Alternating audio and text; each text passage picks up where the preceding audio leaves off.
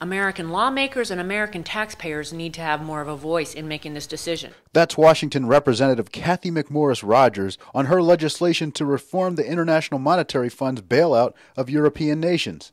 Remember, much of the IMF's funding comes from us. America is the largest contributor to the IMF. We contribute 18% of the money to the IMF. The Washington lawmaker was stunned when $108 billion were authorized to the IMF in 2009 and eventually put together legislation to create more transparency with deals like this.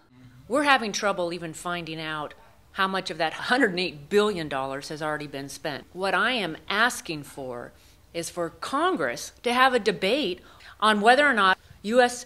hardworking taxpayer dollars should be spent and included in this European Union bailout. The legislation actually, what it says is that these European Union countries need to meet the basic criteria that was laid out to join the European Union before the United States gets involved in any bailout. Greece has seemed to be at the heart of this debate.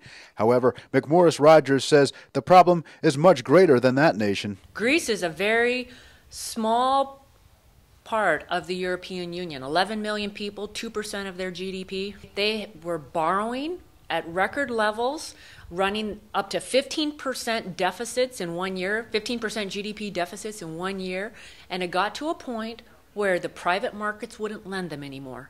And why would our leaders possibly think it's a good idea for us, with all of our problems, to help Europe? We are basically borrowing money as a country from China, 43 cents on every dollar right now we are borrowing, so that we can help fund this European Union bailout. The Congresswoman is also calling on the president to veto any agreement at the next IMF board meeting. Reporting from Washington, Frank McCaffrey.